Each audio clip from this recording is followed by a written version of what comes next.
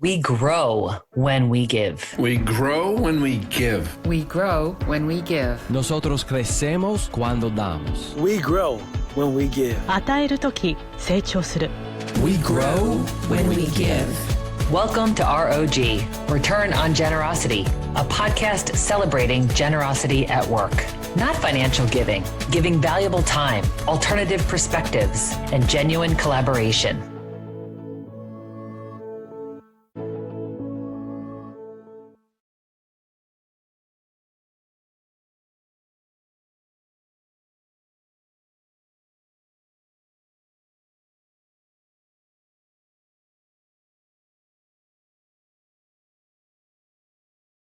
Our special guest today is Charisse Fontes, an accomplished author, international speaker, and thought leader in the culture industry. She's also a philosopher, anthropologist, a community cultivator, and a birth doula. Through her company, Culture Circle, she has worked with businesses of all sizes to cultivate a strong culture and develop their employees. Charisse is known for her intuitive vibe and her ability to inspire and energize any room. She's guided employees and executives at all levels in company culture. She offers personal, professional, and spiritual development. What I appreciate most about you, Charisse, is your humanity and how you help us heal our humanity. You are so beautiful. Welcome to ROG. Thank you so much for having me. I appreciate that intro and I receive those words. Yes, and I am just so lifted up to be with you today. I thought it'd be great for us to start with a little of your background.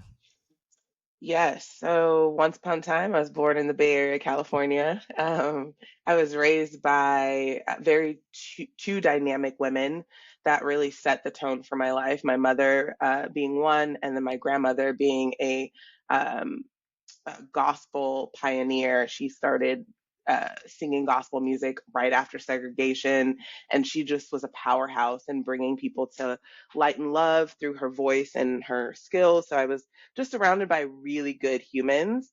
And the Charisse that is speaking to you today is very similar to the little Charisse. So I've always been very curious and always connected with humans. I've been able to see people in a different way. Like I always knew stuff before I was supposed to know it. I don't know how to describe it, but Yeah. I just always had this gift and grew up around a lot of cultures. The Bay Area at the time, I could have Filipino food one night, Indian the next, and West African another night. And it just really formatted my insight to the world. I currently now have gone through so much of my journey that has led me to some of the things that you've already introduced me on. But for the most part, I'm still here in the Bay and doing a lot of the similar, but more, I would say, more elevated and aligned with my Dharma and my being as a human. I grew up in a gospel, uh, evangelistic household. So it was church almost like every day of the week. Yeah. And I think what's been interesting is I found my own spiritual journey that doesn't require a building or someone else's belief, which has really been instrumental in my journey. So that's a little bit about me. That is wonderful. And there's so many things about you that are interesting that we'll touch on some of them today. So what do you think led you to this kind of work with the managing cultures, like helping people to first understand what is their culture now, what do they want it to be, how do they mold it differently, what drew you to this kind of work? Well, it was through an experience. I was 4.5 months pregnant, living in a homeless shelter with two of my boys. And the homeless shelter had a 90 day, uh, you can stay there for only 90 days, and then you had to go back through the cycle, which they would get you hotel vouchers. And I didn't want to do that. I didn't want to go back through the cycle, so I needed a job. But nobody was really ready to hire a pregnant woman. And there was a couple times where I was like, "Oh yeah, and I'm pregnant." And they were like, "Thank you so much for your Yeah, it time." was nice meeting And you. nice Yeah. meeting you. That was the Yeah. end of it. Well, a recruiter had reached out to me, and I got a job interview at a large pharmaceutical company. and I wore just the donated clothes I could that padded. I wasn't showing that much. And it was one of those things that was so divine in the sense of the interview was kind, that the people were friendly, the environment Mm. was just something different. And I ended up getting the job, but then I had to tell them I was pregnant. So I did.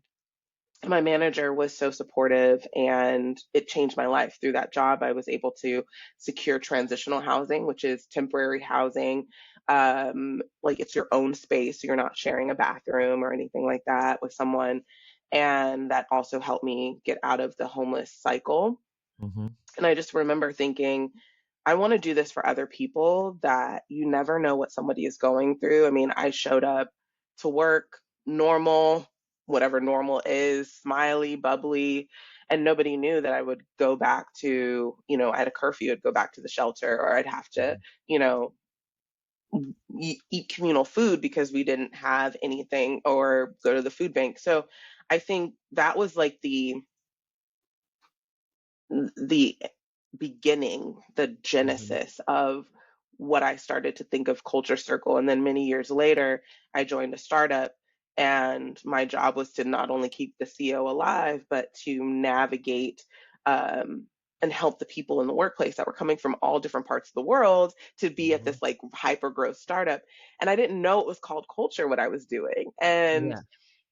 it just resonated with me. It just, for me, it felt like taking care of the humans and their journey, and whatever systems or processes that I wanted to set up to do that, I was able to do. And I just was like, I want to do this for other companies. And so I launched Culture Circle in like 2015. Didn't know what I was doing about business. I'm like, hey, this helps something. I didn't know how to Yeah. craft a message, but I Mhm. knew that it was something important. So I've been doing it ever since. And it's just been part of my heart and hard work. Yes. And to quote you, you often talk about how a lot of the things that you work on are not hard problems, they're Mhm. heart problems. Yeah. So can you please unpack that for us because it's so meaningful? Yes. So, you know, I- I've sat with so many leaders and humans at this point, and one of my gifts is I'm a healer and a seer, and people tend to open up. And most of the challenges that I see when I look from an anthropological lens, or I'm doing it from a business lens, even a birthing lens, is the heart is usually the center, is always the center of our experience and what we're going to project or reflect or often neglect. And so Mm. I have found that there's this beautiful quote. I don't even know who said this, but it's paraphrased in the way of all of man's problems, meaning humankind, mankind's problems, stem from our inability to be in a room alone, Mm. and to be with oneself, to be with that heart space is where all of it stems. Because if you believe something in your heart, you're going to operate from that. And sometimes we operate from information that is not serving us and won't serve others. And so if you have a heart of fear, you're going to operate from fear, and that fear space is going to infiltrate your relationships, your experiences, your business, the way you interact with the world. And so it's not a hard problem. It really stems from the heart. And that's what I mean when I say that. Yes. That is incredible.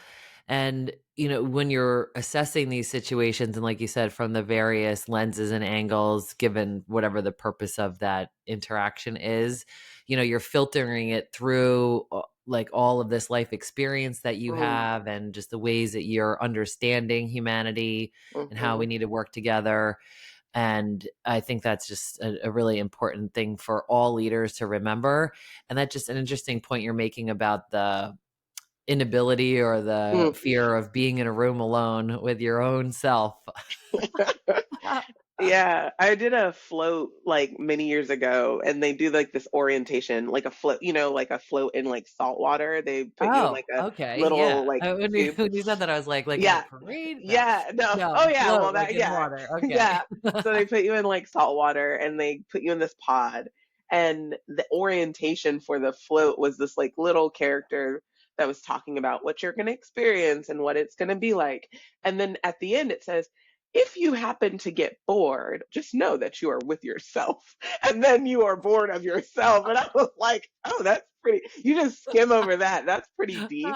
Like, oh my gosh, yeah. What is the self and what is that experience like? And, you know, my mom will tell you one of the biggest things that I do is I am very introspective in a kind way. Like I sit with self when I have an experience that either doesn't feel good or feels good. I go back to self and I try and understand the relationship with that. And that entails the healing part. So then I can go out and operate from the scar versus the wound in so many ways. Yeah. What's an example of a time when you needed to be really self-compassionate and Mm. it was difficult? Something that's interesting that I don't think I've ever spoken about on a podcast or in any space is or public space is I was a very young mother. I got pregnant at 17, had my first child at 18. He will now be 21 in May. And so my motherhood started very, very early, but I always knew I wanted to be a mom. I remember telling my mom, I'm going to have 7 kids. And she's like, okay, Charisse. I was like Okay. Yeah. 6 or 7 at that time. I have 6 now. And I don't think there will be a 7th unless we want to count my husband. Hey, honey, love you. But I think I think that my birthing journey has really been interesting, my motherhood, because when I first had my kids, I was very young and I didn't know anything. Often I refer to them as they raised me because I was selfish. I just didn't Yeah, you were a know teenager. how. I was a young Yeah. human that didn't know a lot of things, and they taught me a lot of things about compassion. And then as I grew in my motherhood and myself, I started to veer into more holistic modalities, and I started to interact with midwives. And my last 2 births were home births, and you know, I would say that motherhood suits me very well. I have amazing little humans that I am the facilitator of their journey. I do not have this is what they should be. I have no preconceptions of what they should do. I am the facilitator. I am the birther and facilitator of their journey.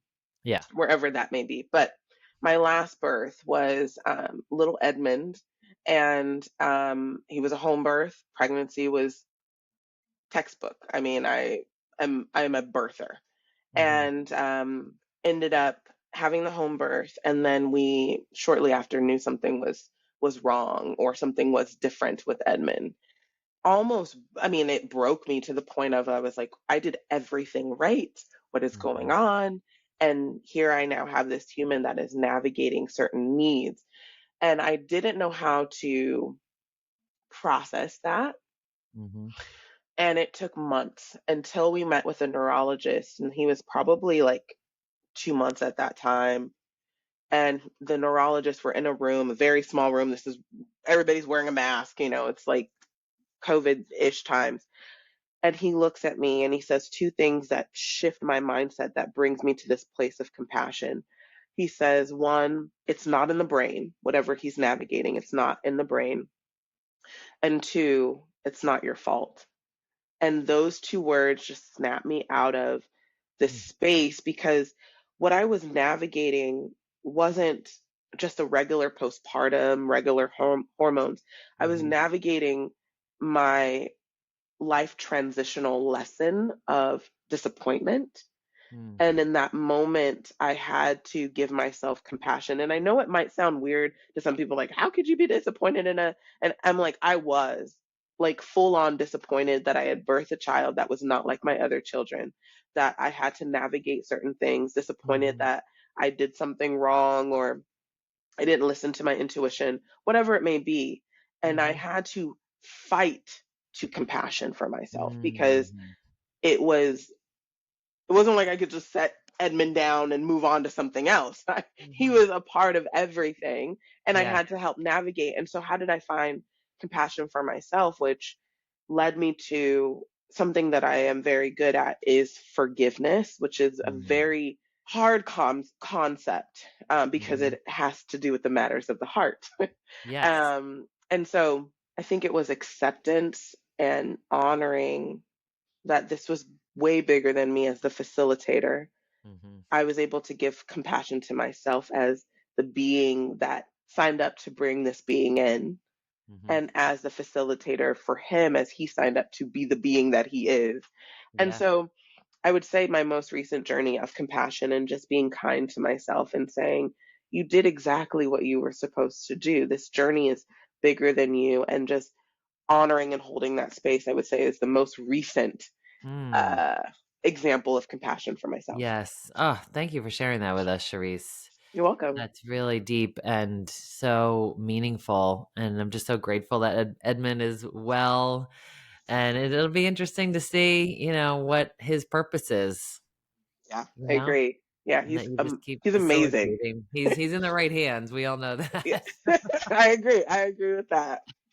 I want to circle back to your point about forgiveness because that is one of the things I was going to mention it in your intro of what I appreciate most about you is how gracefully you model forgiveness, your philosophies on forgiveness. So I would love for you to share with our listeners just like where did that come from and, how can you help us with that? My lesson of forgiveness is not a easy one. I want to just start there. Mhm.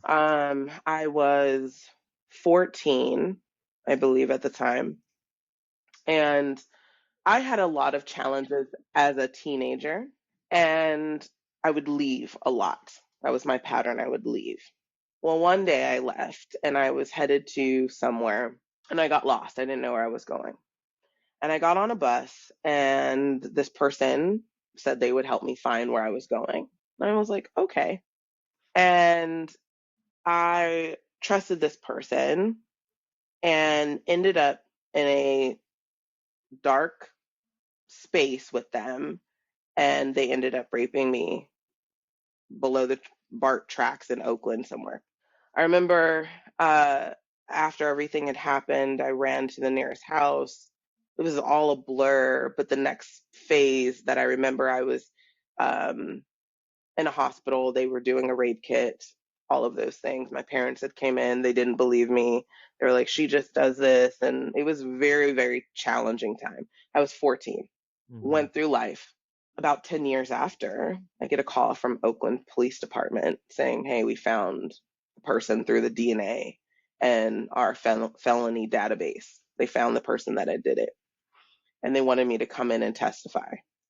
Now, 10 years from then, tracking, they're giving me this call. I'm pregnant with my third child that happens to be the one that I'm going through the homeless cycle. So all of this happened Yeah. in this space.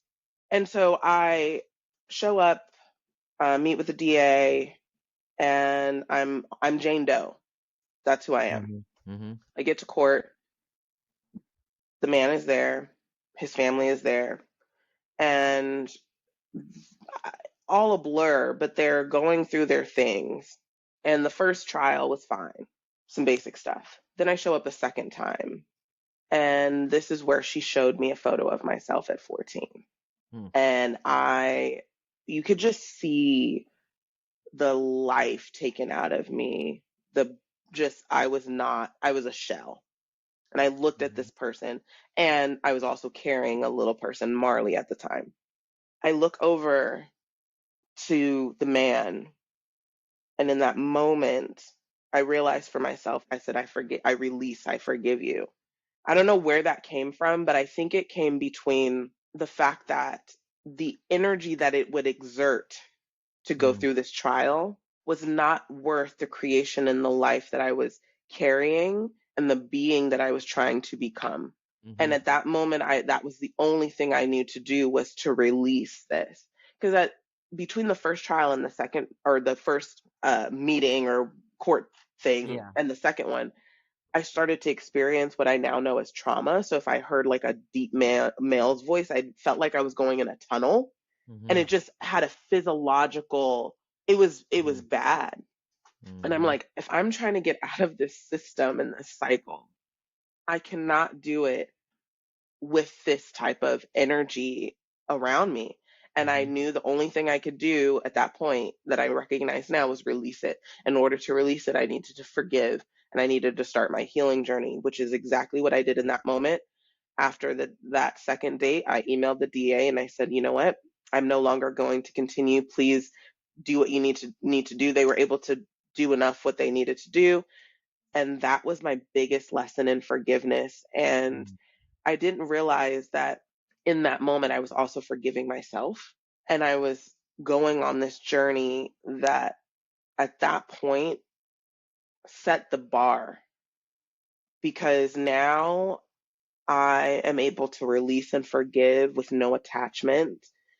And sometimes it takes a little bit more time. I have to remind myself because the ego will come in and try and play the, this is what you need to do and this is how you need to do it. And then I'm like, ego, chill. I cannot hold. I am meant to release and navigate to the next level. And so I would say that was the beginning of my forgiveness journey, and it's been that way ever since. Yes. Yeah.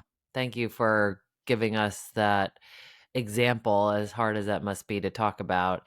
And I've also heard you talk about your forgiveness with your parents, because I'm sure for some of our listeners, they're hanging on to that point about them not believing you. So do you mind sharing a Yeah. little bit about that? Yeah. There's a quote that I love quotes, by the way. There's this quote that says, parents are like God in the eyes of a child.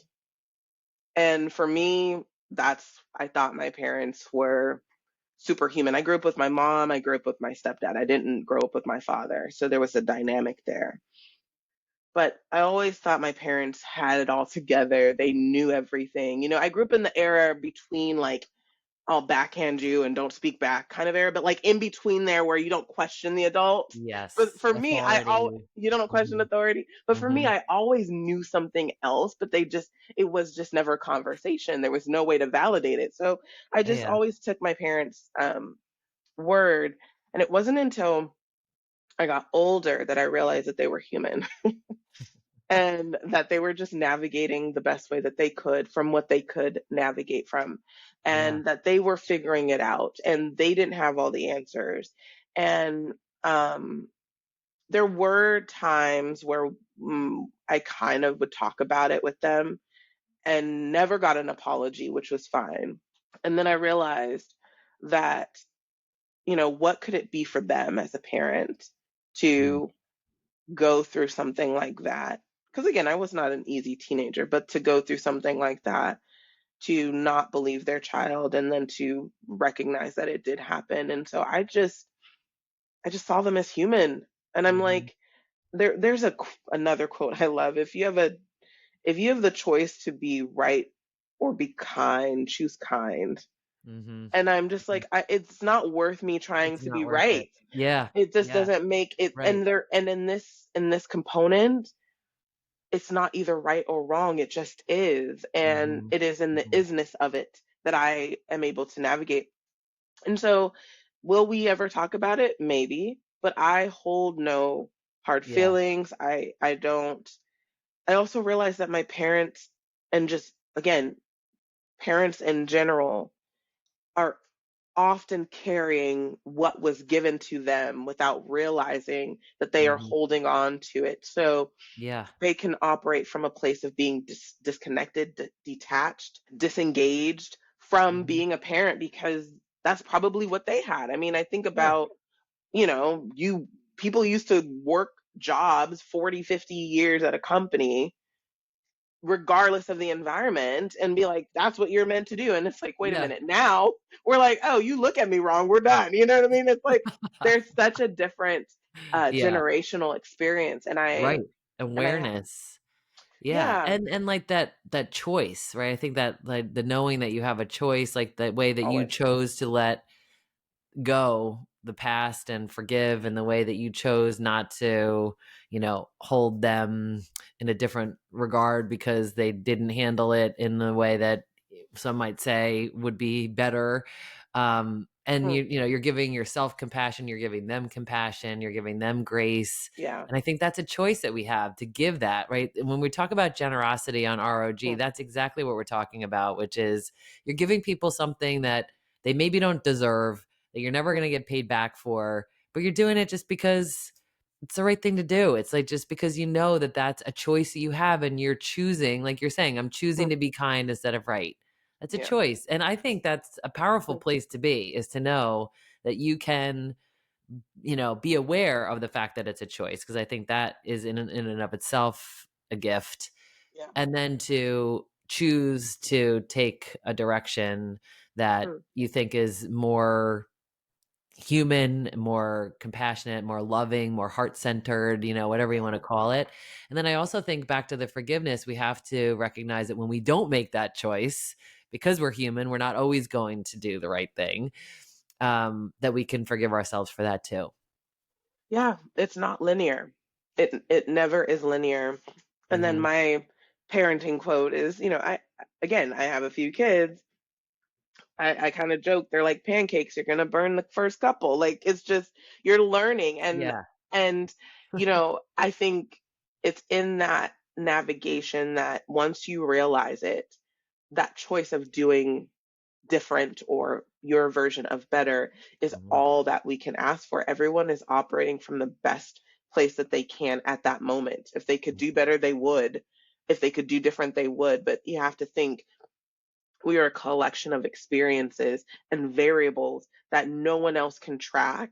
And in that moment, this is what you are getting. And it is not a finite experience until it's done. Right. So, I think it's always best to lead with a grounded heart, not a heart Mm. that's wide open, because then you just have to be very mindful of what you're collecting, but a Uh-huh. very grounded heart that is centered in your knowingness and Mhm. your being as a human. Yeah. Ah, so well said. Something else you said when you were talking about forgiveness and the journey is the ego. Mm. I'd love to hear more about the ego and the role that it plays and how to tame it, or Well, I don't know if yes, we can abolish it at all, but no. if we could put it in a box or turn down the volume or something, that'd be really helpful. Yeah, a spiritual teacher once said the ego stands for edging God out. Ah, yeah. And I thought that to be very profound. But Yeah. I I can't even remember the journey of the ego for me, like the beginning of it, but I named my ego Otis. Okay. So I start there. If you name it, you can tame it. So Mhm. start with Otis. And whatever your ego's name is, it could be whatever you want it to be. But I've named mine Otis. And what I started to do was I started to realize when it was Otis and when it was my higher self, because they're not two in the same. Your ego is often your little self or the other part of you that is really focused on being right, is really focused on its separateness. You and I are not the same. How dare? Yeah. Is really focused on revenge in whatever format, like getting the other person back, competition. It really aligns a lot with the lower frequency vibration of things. But the ego did serve a purpose, and its purpose is, let's say you and I are in the kitchen, we're like, we're going to make spaghetti from scratch for the first time, right? Start to finish. And we follow the instructions, we go, we're putting our hearts and souls into it. And then here we have this plate of spaghetti and it's horrible, right? Yeah. It is not good at all. We're like, okay, this is not good. The ego is meant to say, hey, Charisse, Shannon, it was your first time making it from scratch. Don't worry, you can do it again. That is how the ego is designed, to help with the little boost of self esteem. Yeah. What Okay. it has evolved into is this deep connection to our self preservation, which is very interesting because self preservation, what it was designed to do back in the caveman days, still hasn't really left what it's doing in the modern days. So our amygdala doesn't really know what the difference is, and our ego doesn't know the difference between what the amygdala knows and what the amygdala doesn't know. So anything that feels uncomfortable or a threat Right. or different, the ego comes in to try and protect, Mhm. to make sure nothing happens to us. So one of the journeys I've gone on with Otis is saying, hey, Otis, I appreciate that you think I need protection in this moment. Like, you're giving me all the physiological signs of nervousness and, what ifs and Yeah. rehearsals of what could happen, Yeah. but you're really not serving me in this moment. And so I've evolved into that mindset with the ego. However, the ego still shows up. And my greatest story that I give around the ego for people is I call it my Costco Instacart like experience, because my ego loves Otis to show up at Costco for whatever reason. And I'm there a lot because we have a large family, but I had been working way too hard on like not giving myself space Mhm. between family and work and business and whatever. And so I was exhausted, but I had set up a time to go do a solo retreat, meaning I go somewhere for 3 days alone and just be. This is also around the time that COVID happened and Instacart started to become a big thing because people weren't leaving their homes, all of that stuff. This is Mhm. very relevant to the story. Yeah. So I'm headed to Costco, already amped up. Ego is ready. Ego is honking at people. Like, I am on it. Mhm. And I get to Costco, and something I've noticed since COVID and Instacart started taking, more presence, was they would ask um, if this order was one for one person or if it was for two people or whatever it was. I don't know how they phrased it. Either way, Otis did not like it. So I'm going to Costco, grabbing some stuff, and I get in line, and I don't even have that much stuff. But then they ask me the dreaded question: is this for one person or for two? And I go, well, why would it be for two? Check out. I'm in the car. And I call my husband. My husband is Portuguese. We are different shades. We are different ethnicities. We are not the same human. And I'm going off. My husband's very calm. I'm a little bit more expressive. And I said, oh my gosh, I was at Costco and they asked me, is this for one order or is it for two? And he goes, that's weird. They never asked me this. They never asked me that question. And I lose it. I lose it. And I'm like, oh my God, they think that I'm an Instacart worker, and I go off, right? And I'm driving and I'm like, okay, let me calm down. And I'm like, I'm gonna tweet them, I'm gonna tell them all this stuff, right? I'm ready. I'm getting ramped up. Remember that self-awareness I mentioned that my mom says I'm really good at? Comes Yeah. in and says, hey, just get to your destination and just chill Mhm. for a second. So I Yeah. get to this very serene place and I grab a journal that I still have today and I started mapping what the problem was. And I found the root. And the root was I had somehow felt that I was more elevated than someone that is an Instacart worker. The ego had told me, or my ego had this idea of separateness. And when I broke it down, it came down to an energy. It said, well, people that do Instacart are of service to others. I help people birth their babies. I am of service to others. I am the person that people call. I am of service to others. So it was an energetic thing that I felt was happening, regardless of, again, it could be justified in so many different ways, and the ego Mhm. wanted to play on that. But when I broke down why the ego was so upset, why I was so bothered by that, I was able to find the root and Mm. ask the question: am I better than someone that does it? No, I am not Mhm. better than. And Mhm. so then why am I getting so offended? And I was like able to go in and solidify that. And I find it to be very interesting, the process, Yeah. because a lot of people won't do that. They will just justify, and then what they do is they call someone to validate, and their ego validates the other ego, and before you know it, you don't have a place of peace. You have a place that is ready to go and to seek out and to be right versus kind. And for me, that has always been a stopper, knowing that my ego can show up when I am tired, when I have not had rest, when I am Mm, overwhelmed. And so I always name the ego to tame it. And now I tell the ego where I need it to go mhm. versus it telling me, this is what needs to happen. And I have a conversation with it in the sense of, I don't think that's absolutely right. Can we ask another question around what's going Yeah. on? So that's kind of my That's so experience with the ego. helpful. Oh my gosh, so, so helpful. And that you have a conversation with it, you don't make it wrong and make it because we can't get rid of it, right? No, Okay. no, no, we So we can't. can name it, tame it, and interact with it and then call it to a higher power, right? We Call it to a higher can. vibration. I like how you talked about vibration. And in a lot of your work, you talk about high and low vibration. I Can you do. just touch on that real quick?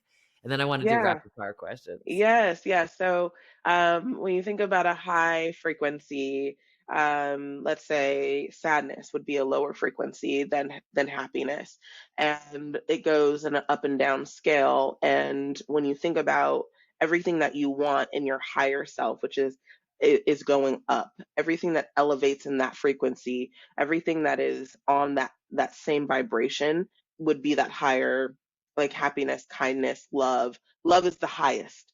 There's Mm-hmm. nothing, love is a transcending frequency. When Mm-hmm. you think of a lower frequency, sadness, anger, frustration, Yeah, those are resentment. lower frequencies and they Mhm. don't necessarily transcend, meaning that they will maybe give you a temporary experience, but it's not going to lead to the engine turning over to the change or the transformation or the transcendence that one is looking for. Mm, beautiful. And in the show notes will be links to your resources, your books, Yes, your yes. blog, everything. And one of the resources that you have, I think, is really very powerful for Hmm. people to check out. And it's the Humanity Power Action Kit. Yes. Yeah, and you have a lot of you talk about the isms, which we didn't even get to Yep. talk about today. You have the, examples of the high and low Yep. vibrations, and then you also have this 30-day Humanity Power Challenge that I want Yes. our listeners to download and really to consider to do Yes. some of these exercises. Just before we get off of that, the Humanity Power, Yes. there's a couple of letters in the word humanity that are highlighted. Help us Yes. to understand that. Yes. So Humanity Power came out of COVID when I was observing what was happening in 2020.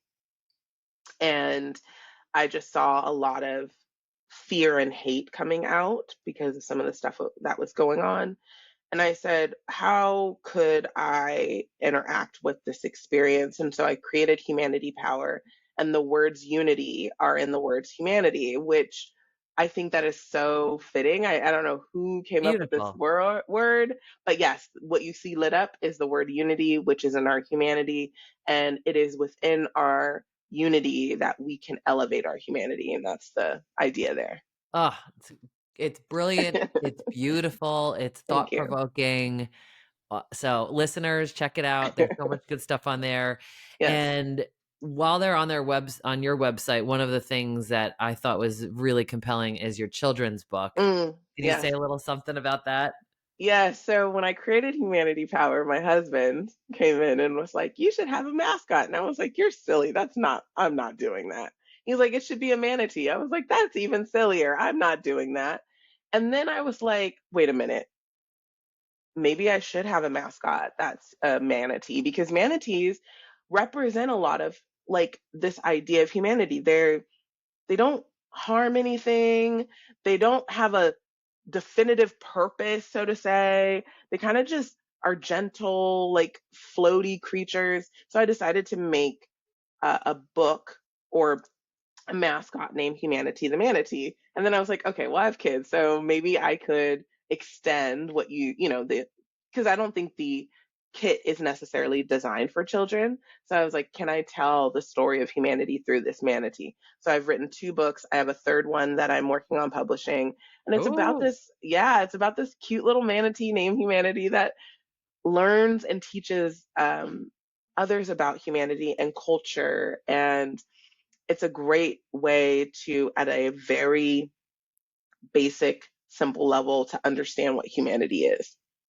Ah, so Yeah. good. So the link will be in the show notes so everybody can Yes. take a look at that. It's very compelling and I love Yeah. it because then you can, you know, if you have to explain it to your children, that means that you have to understand it. Yeah. Yeah. I remember reading the book to my kids and then like driving, and then I would do something that was not humanity. And my kids would be like, Mom, that's not humanity. And I'm like, No, oh, humanity would be mad at you. Yeah. you're so right. So Yeah. it's a great Thank you for exchange. observing. Yeah. Yes. All right. So are you ready for some rapid fire questions? Let's do it. Okay. All right. So one is, what is one song that you can't help to dance when you hear it? Nothing holding me back. Shawn Mendes. So good. Yeah. What's something that you're curious about right now? You're a naturally curious person. What are you wondering about these days? I am wondering about this concept of I will look for things to feel good about and I will find them. So basically, what that means is if it does not feel good, I am not paying attention to it. And what that means as I'm interacting in society. And so I already don't watch the news. So I'm learning how to navigate my own energy and operating from intuition. I've turned off all my own notifications on my phone. So I'm just trusting more in that way. So that Mm, is something I'm being more curious about is what does that look like in a day-to-day experience as you're running a business and, yeah. things like that. Brilliant. What's an example of humanity that has stood out for you in the past month or so? Mm.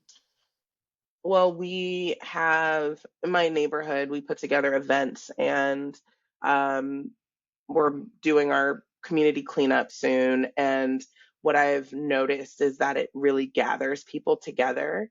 And hearing our neighbors say, I'm really looking forward to the cleanup and I'm really looking forward to this. And I feel like putting on events here in our neighborhood where often our porches are smaller and our fences are higher and people really looking forward to that, I feel is an example of just humanity showing itself where we live. And I love knowing that that's something people are gravitating towards and looking forward to. Yes, you have found the right community and you probably helped create that community. Yeah, yeah, yeah. What's something that never fails to make you laugh? Mm. I think, you know what? No, I'm going to use this one because I'm looking at them right now. My chickens make me laugh when they are like doing their thing and like squawking super loud or like conversating. And Uh-huh. I just love watching them. And it's like my happy little place to watch and observe these very primitive beings. But they Yep, have this like level of intelligence that is also teaching me. So I love when they just like, they're like totally. doing their thing and yeah, And makes do me laugh. they have personalities? They do. They Like do. consistent personalities. Like some of them are like a little bit of a bully, some of them are shy. That's so Yeah. interesting. Yeah. I Yeah. mean, of course, it's a living thing, Golda you Bloom is know? our like star right now. She bows. So chickens, when they have like this respect for you, they'll like bow and then you're able to pick them up and she does it. And we just pet her and love her. And she's fabulous chicken. Golda Oh, Bloom. that is so great.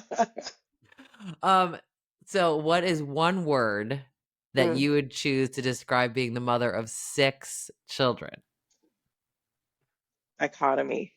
Mm, Being a some more. mother is a dichotomy because I've always early in my motherhood, I always felt this kettlebell of mom, like a Mm, big kettlebell of like, mom, I have to be this mom.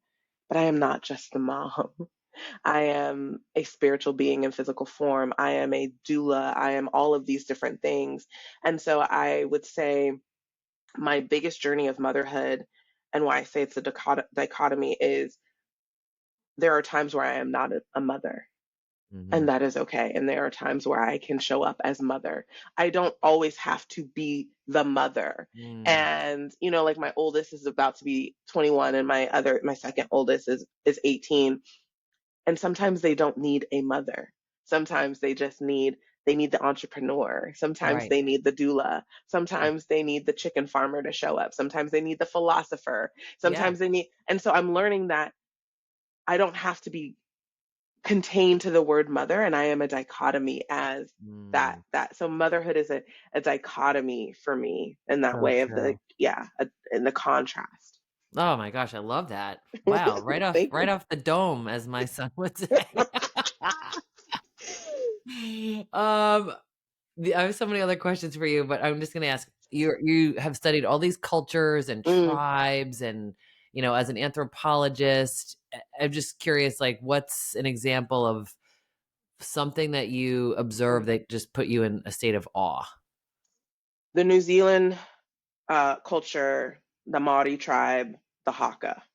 Mm, Every time, even now as I'm talking to you, every time I see the Haka, and I show the Haka in a lot of my workshops that I do, I get this feeling, and it's a transcending feeling, and it's something of a place of knowingness, of just being connected, and it isn't just with the Haka, but for I've studied the Haka for so long that it is my place of where I've learned to birth other curiosities and other cultures. But there's something so gosh, beautiful and grounding about watching, which some could be a warrior cry, some could be something else. They all mean different things, but this culture is so beautiful, and it just has taught me the essence of what a culture is. It's mm, something that starts off, and the Haka that I show is a chief telling his son, hey, I see that you're struggling with something, and then the son ends up responding, and so it's this beautiful story that's translated into a warrior cry, that's translated into something that is an experience, and that is culture. Culture is transcending, and at one point it's only the men only do it, but then you see the women get in, and it means that culture is inclusive, and it mm, just shows that this beautiful concept of us being um, can go beyond something we don't even know and understand. We don't have to always understand, but yeah. we can have a knowingness. And in the reverse, we can understand without having a knowingness. And I think that is what studying cultures and tribes and religions have taught me. Gosh, that's profound. Wow. Now you're sending me off on a curiosity track. Yeah, yeah. So we have more to talk about next time we get on ROG when your new book comes out. So that will be so much fun. But Nice. I just want to thank you so much, Charisse. I love your light, Mm, your beauty, your love, and that we're grounded in gratitude together. I'm so deeply grateful for yes. you. Thank you. I received that, and I am so grateful for you. Thank you so much for the time and the space. I appreciate it.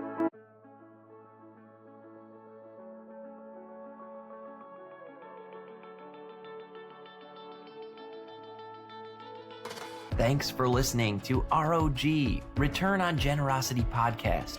Please help us grow by subscribing and reviewing us on your favorite podcast player. And for more information, visit bridgebetween.com. We grow when we give. 우리는 나누면서 성숙합니다. We grow when we give. On rayonne quand on donne. We grow when we give.